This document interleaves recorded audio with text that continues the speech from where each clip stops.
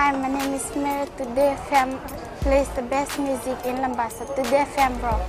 My name is Thomas. I'm here in Nakasi and I like to listen to Today FM because it rocks. My name is Milenia. Today FM rocks here in Singatoka. My name is Alfriti and Today FM rocks here in Tavua.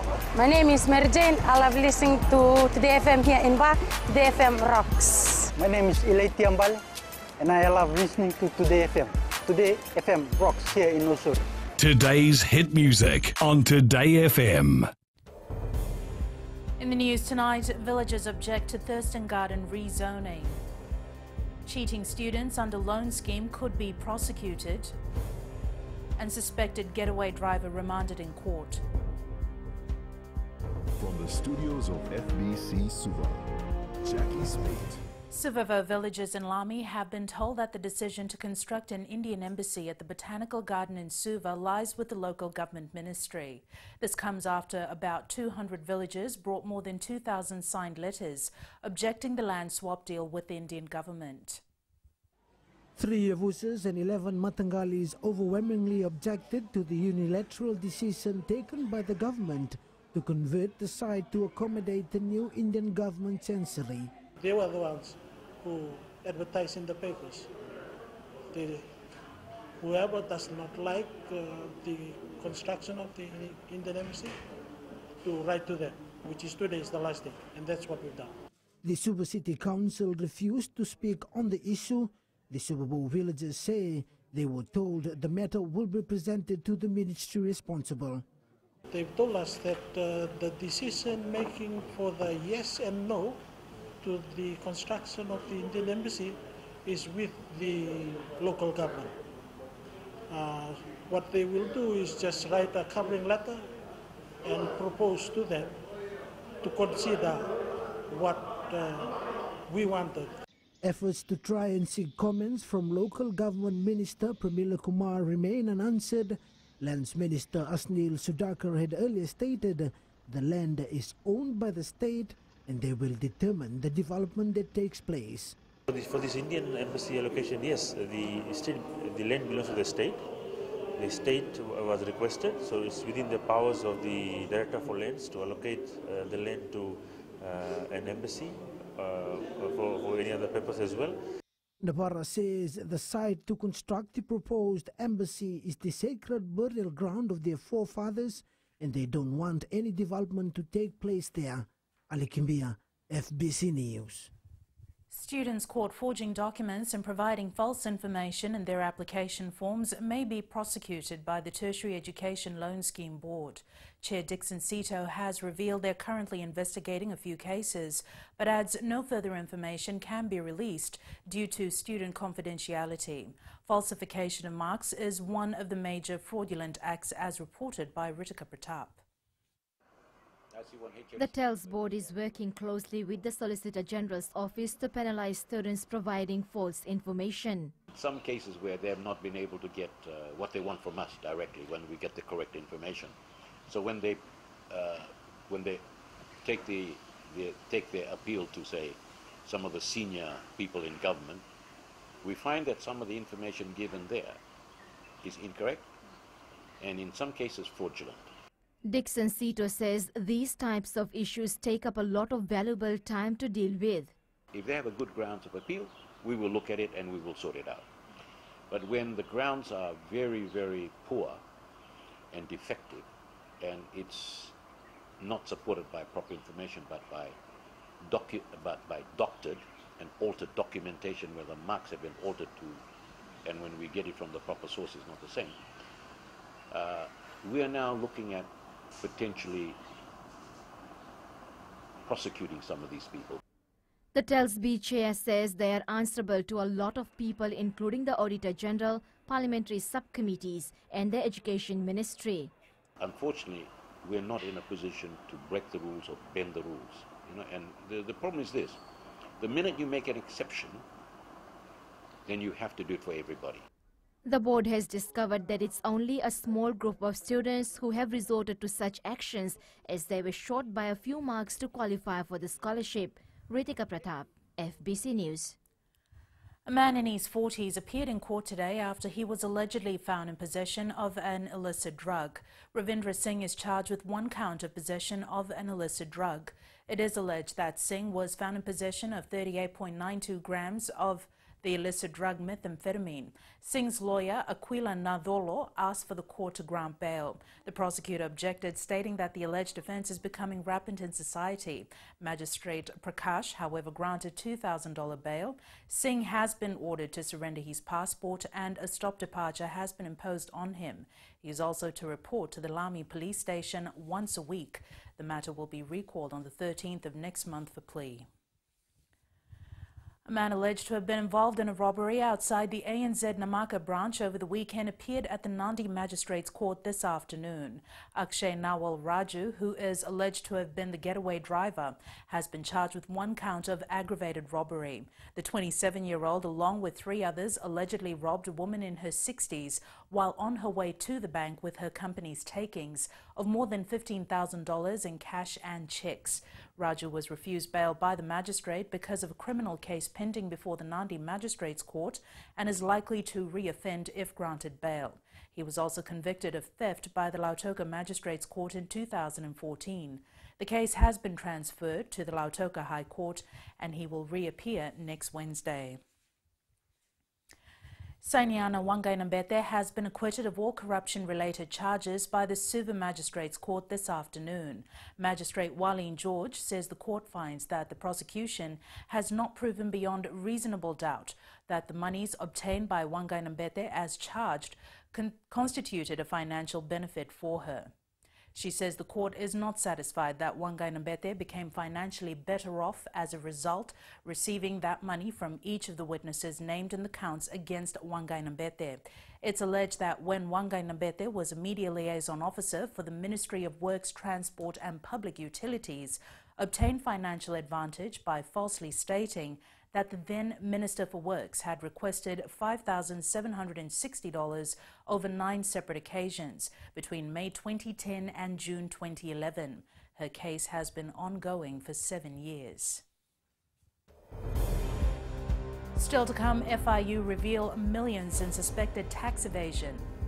And over 250 TB-infected cattle slaughtered. Details after the break.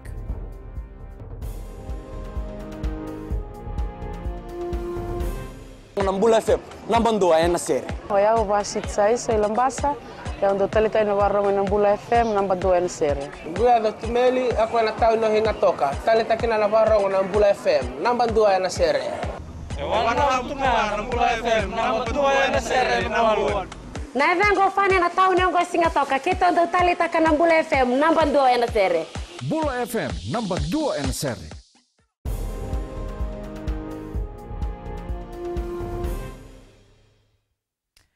The Fiji Financial Intelligence Unit has highlighted they referred suspected transactions of tax evasion worth more than $211 million to the Fiji Revenue and Customs Service in 2017. FIU Director Razim Baksh revealed the figures before the Parliamentary Standing Committee on Economic Affairs today as part of the scrutiny of the FFIU's 2017 annual report. Maggie Boyle tells us more. In 2017, the FIU scrutinised millions of transactions and forwarded close to 500 cases for further action. We disseminated 310 for tax evasion investigations, 84 for money laundering, serious fraud and financial fraud, including cyber fraud investigations, 2 for direct immigration breaches. Suspected tax evasion continues to top the list of complex financial crimes. 310 reports proactively went to the Fiji Revenue and Customs Authority, amounting to $211 million, which shows the extent of possible tax evasion activities that we recorded for 2017. And as I say all the time, this could be the tip of the iceberg. The FIU director also clarified that drug trafficking is the leading contributor for crime proceeds. The report is from Australia, from America, from the US, States. So I request you, please, if you can make a register for this people body police and probably work closely with the police force. Drug-related issues, we have got alert and monitoring system that we feed in names to this database. We have got all those, including foreigners and locals, who are involved in cyber-related fraud. Meanwhile, around $9 million in suspected cybercrime and money laundering was referred to the Fiji Police Force for action in the same year. Maggie Boyle, FBC News. Around 250 cattle have been slaughtered so far this year due to tuberculosis. Director Animal Health and Production Avinash Dial has confirmed the majority of the infected animals were from the farms in the Central Division. Savaira Tambor reports. In the past years, the ministry concentrated mostly on dairy farms, but this year is a bit different. Basically, we are going Fiji-wide now, and we are testing both the large and small farms. This is just to see the spread and the extent of the disease, and then basically we can tell you what is the numbers like on the ground. So that's what we are doing. Agriculture Minister Dr. Mahendra Reddy has confirmed more officers will be engaged to assist in the eradicating of the disease. We have just recruited close to 15 technical officers to assist the vet to go and do the test on the farm. So as soon as we have them on board, we have signed the appointment letters, we will then send them out to farms, new farms, to undertake the testing. According to Dr. Reddy, eradicating TB will be a long process, and he's hoping farmers will support the ministry initiatives put in place. Savaira Tambua, FBC News. The Parliamentary Standing Committee on Justice, Law and Human Rights began public consultations on the adoption bill in Navur today. To increase participation, Committee Chair Alvik Maharaj says they will also be working with the village headmen and advisory councils to inform residents of their arrival. In addition, the Ministry of Women will have officers travelling with the committee to hold information sessions on what the adoption bill entails. Then afternoon will be in Singatoka, followed by Nandi on Tuesday. Wednesday will be in Latoka, Thursday will be in Ba, and Friday we'll try to cover Reki and Korobo. So I actually urge people to come out in numbers and do submission on adoption bill. That is our second bill that we are looking in. For next 2 weeks, next week will be in West, and following week will be in Lambasa. And turning overseas, a 4-day Vatican summit has ended, and Pope Francis says the Catholic Church needs to give priority to the victims of abuse by priests. However, critics now want clear guidelines directly from the Vatican.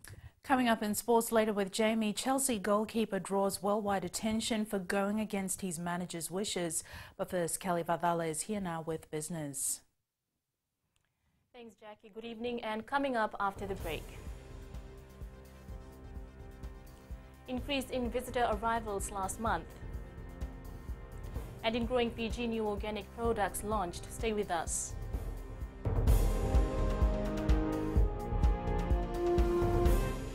Voila, I am Eleanor. For the best classic hits, I only listen to Gold FM here in Singatoka. Gold FM, only the classic hits. My name is Seni Rawa. I love listening to Gold FM here in Nosuri. Gold FM, only the classic hits. My name is Dino. I'm from Outrigger, Coral Coast, Singatoka. I love listening to Gold FM, only the classic hits. My name is Salote. I love listening to Gold FM here in Nosuri. Gold FM, only the classic hits. Bula, my name is Mariva. Gold FM plays the best classics here in Outrigger, Singatoka. Gold FM, only the classic hits.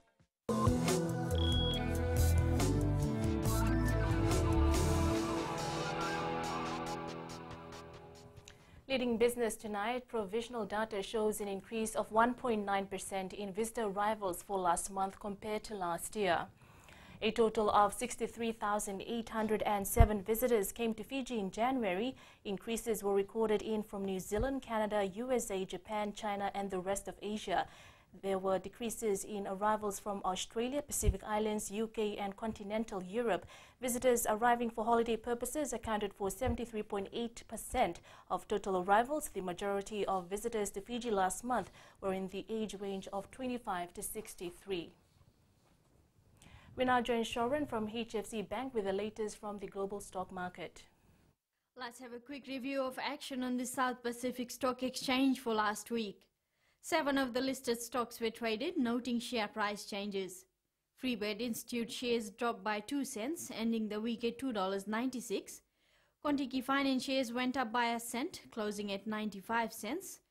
Vision Investment shares also rose by a cent, ending the week at $4.36, while Fijian Holding shares closed the week at a price of $1.50, noting a 19 cents rise.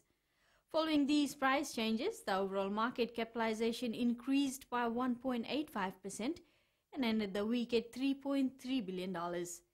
And that's all the latest from our local stock market. Vinaka. Once again, a fairly strong day for the Fiji dollar. Our dollar was on the rise against all the currencies we cover except for our two major trading partners, the Aussie and the Kiwi, which showed some strength against Fiji dollar. Taking a look at the commodities market, the major commodities were on the rise today. Oil prices were up to over $57 per barrel. Gold rose more than $4 to $1,329 an ounce, and silver closed at $15.94 an ounce.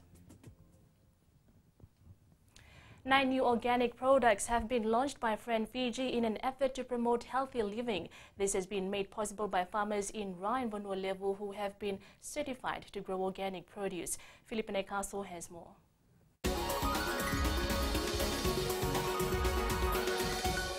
We thank you for that. The struggle to get proper certification for farmers to grow organic produce around the country has finally paid off with the launch of these locally grown variety of herbal teas. We are training more organic farmers, so hopefully in the next few months we'll be able to bring in a few more organic products.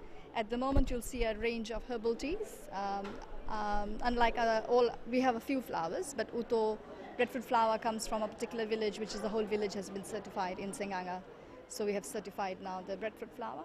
The Asia Pacific Ladies Friendship Society from Japan has been assisting Friend Fiji, a homegrown community development NGO, through fundraising activities, with proceeds going towards certifying local farmers. This is an organization that is steeped in traditions of accountability and massive outreach to the rural women in particular, empowering them both in terms of their health status, but also contributing to their socio-economic contribution in their various communities.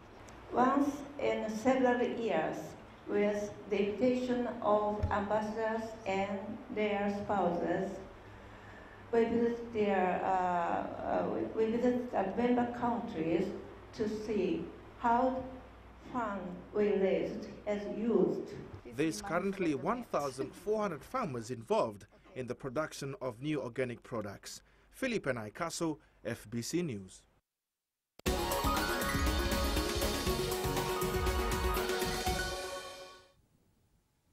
And that's a wrap from the business desk for tonight. Jamie joins you now with all the very latest in sports. Thanks and good evening in sports tonight. Modena likely to miss Vegas tournament. And Coke Games torch relay leaves for Laos tomorrow. This and more coming up.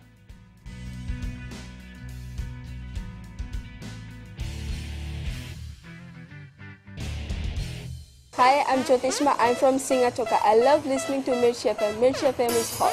Mirchi FM is #1. I'm Charlene Robert. Mirchi FM rocks in Lambasa. I'm Soname Nasodi Jackson. Mirchi FM is hot. My name is Raymond Dutt. I'm in Baba Singh Alliance. Mirchi FM is hot in Lambasa. I'm Pritika from Jax Nasori. I love listening to Mirchi FM here in Nasori. Mirchi FM is hot. Mirchi FM, it's hot.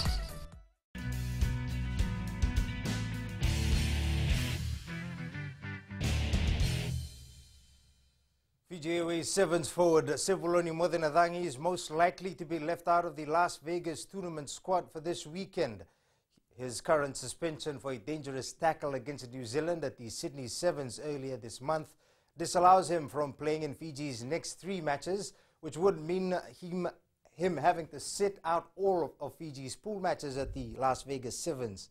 Meanwhile, Alessio Nanduba has joined the team after receiving his visa on Saturday, while Aseeli Tuivoka will leave tomorrow.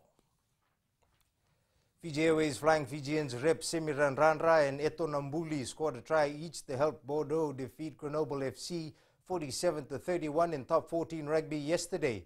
This was their 10th win this season and are currently 5th on the standings. The Coca-Cola Games Torch Relay begins its journey to the Lau Group tomorrow following its official launch at Laudala Beach, Suva today. 175 students from the 76 participating schools will be part of the Torch Relay that will travel through a number of new destinations for the first time. Koroi Tandolala reports. Viviana Kula from Andi Dhakumbau School says lighting the torch for the 2019 Coca-Cola Games today was an experience she will never forget. Representing my school as the defending girls champion to officially light the torch means a lot to me and the girls back in school. This is a great experience personally, and the journey of the torch is a representation of how big and inclusive the Coca-Cola Game is. The Coke Games event officer Onisimoro Kotuinasau says they will be taking the torch to schools that never had the honor in the past. We'll also stop over at Malolo, the Ratu Lalambalabu Secondary School. For information, for the very first time, we're also taking the flame to one of the newest secondary schools in Fiji, Nasisevia Secondary School in the highlands of Nandi. And also for the very first time, we've been mentioning over the years that we'll go to St. Thomas Big Memorial School. The torch is expected to reach Lakamba on Thursday and will be carried around the country for 25 days before returning to ANZ Stadium for the opening of the Coke Games. Koritandulala, FBC Sports. The Nasinu and Tavo football teams are regrouping ahead of their next Vodafone Premier League matches this weekend. The two sides met yesterday at Tavo's Gavi Park, with Nasinu returning victors 3-1. Vashnil Prasad reports. Tavua's confidence to lead the Vodafone Premier League for the first time ever was denied by Nasinu team yesterday. Nasinu came out strong with a 3-1 win. Nasinu got a few opportunities, they were able to put it through, and we have to work on our defense. That is our major area this week. Tavua's midfielder Marika Ravasoi says they lost the momentum after the first goal. It's tough, but fortunately we were playing well in the first 15 minutes, but we lose focus, and the ground was a bit tough. However, Nasinu coach Nathan Shivam was impressed with the performance of his side. I told my boys this game is the most important game. We leave away other teams, but this game was the most important game, and we managed to get 3 points, and I think it's very crucial 3 points. Coming away and playing Tapa was a very difficult task. Meanwhile, Lautoka was also on fire, thumping a Puarewa outfit 4-1. I think we played well, but still we have a lot of room to improvement, and we need to keep the ball in our possession. The Blues will meet Nasinu this Sunday, while Tavua travels to the north to challenge Lambasa on Saturday. Vashnil Prasad, FBC Sports. Auckland City got its OFC Champions League campaign off to a good start with a 2-1 win over AS Magenta in the Solomon Islands. The 9-time Oceania champions are now prepared to take on Tupapa on Wednesday. And the Solomon Warriors started their first ever OFC Champions League campaign on home soil with a massive 10-1 win over Tupapa Maraerenga. Here are the match highlights.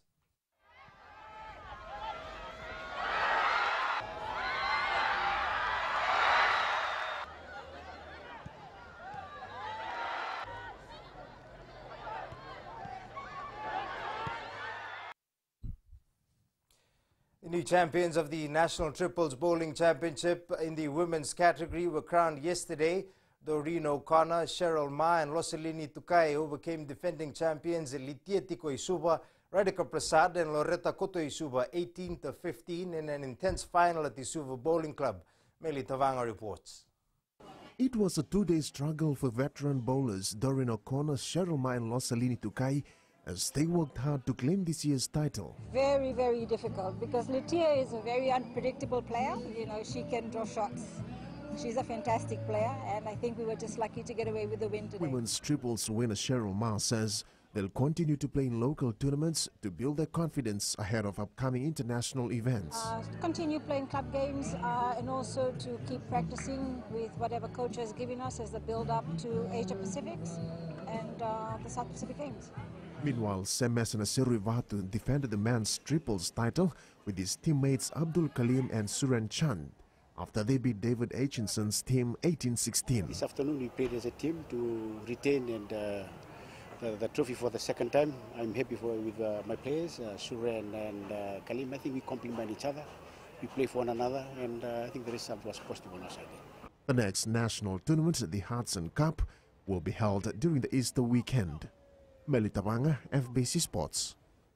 Manchester City's League Cup final victory over Chelsea will be remembered for a moment off the pitch rather than on it. Chelsea's goalkeeper has drawn worldwide attention for going against his manager's wishes and refusing to be substituted. Wellington Phoenix officials are ducking for cover after coach Mark Rudin launched an attack on the club in the wake of last night's loss to Sydney FC. Rudin criticizing the club's management for moving the A-League home match to Campbelltown Stadium. Ireland had to fight back for a 26-16 Six Nations victory over Italy this morning. Italy went to the break with a 16-12 lead before losing its momentum in the second spell.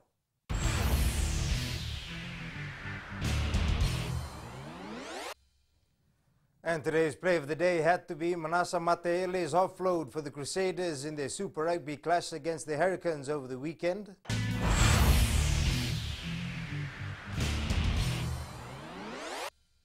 That's it from sports tonight. Angie joins you later on with weather and in new media. Check out the Samsung Galaxy Buds.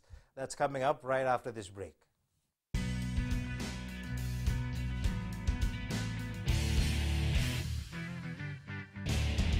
मैं नवनीत नंद नंबोलुम्बुआ से जैसे प्रेनी note मशहूर है वैसे radio Fiji 2 भी सभी जगह मशहूर है। रेडियो फीजी 2 देश की धड़कन। सीमा नकाशी से मैं रेडियो फीजी 2 पसंद करती हूँ सुनने के लिए। रेडियो फीजी 2 देश की धड़कन। मैं हूँ अंकल किंग सिंगाटोका टाउन के टैक्सी ड्राइवर। जैसे रग्बी फेमस है वैसे रेडियो फीजी 2 फेमस है। रेडियो फीजी 2 देश की धड़कन।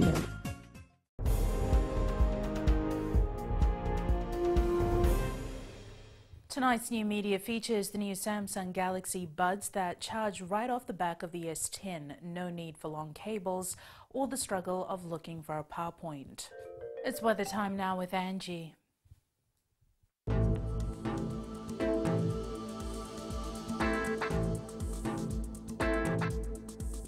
Hello there and welcome to the Weather World. How was your marvelous Monday? Super exciting, I believe.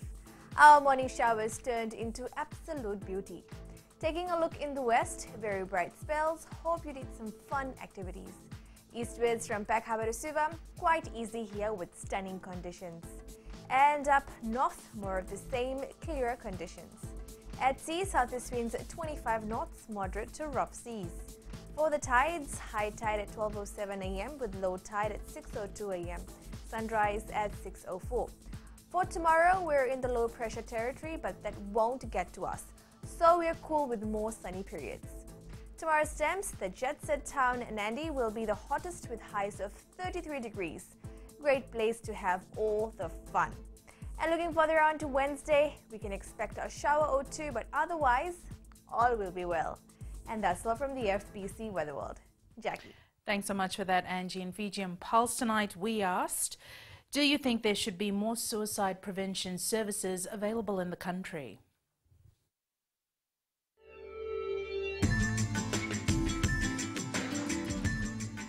Yes, there should, because there is increasing cases of suicide, young suicide cases. That just lately I heard that there was an 11-year-old died from suicide. So I think there should be a lot of prevention and also awareness. Yes, I think so, because currently there's a lot of youth suffering from depressions, and I'm glad that here at Friend, where I'm currently working, we have services for counseling provided where youth can come in and we create a space. I think yes.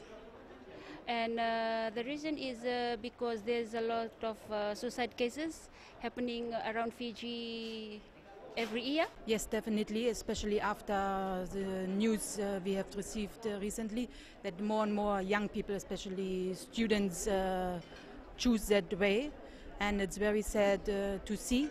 So I believe there should be more contacts available, like hotlines. Yes, I agree with it, because of the plenty of relationship problems that the youths are facing nowadays, and they should get counseling as well. Yes, I agree with that, because we are now going through an era where social media has dominated over lifestyle, and I believe everything should start from home. The government has done their part. I think it all goes back to the parents. on how much time they spend with their children and the teachings that they give their children.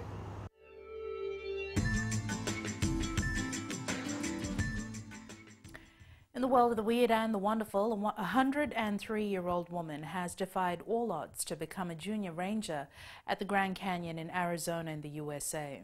Recapping the main stories for tonight, villagers object to Thurston Garden rezoning. Cheating students under loan scheme could be prosecuted. And suspected getaway driver remanded in court. Now for these stories and others, you can tune in daily to our sister radio station Gold FM. To our poll question segment, last week we had asked, do you think an environmental hotline will reduce damages to our environment? 54% said yes. This week we're asking, do you think there should be more suicide prevention services available in the country? Visit our FBC website to answer. Before we go, our shot of the day sent in by sisters Alanieta, Fifita and Tale Tuisawana of Nandonomai Road in Lami with this beautiful quote, "Never give up, today is hard, tomorrow will be worse, but the day after tomorrow will be sunshine."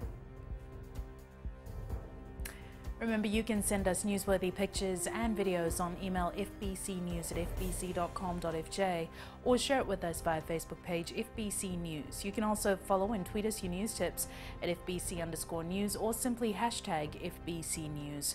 That was the FBC News for tonight. From the team and I, good night.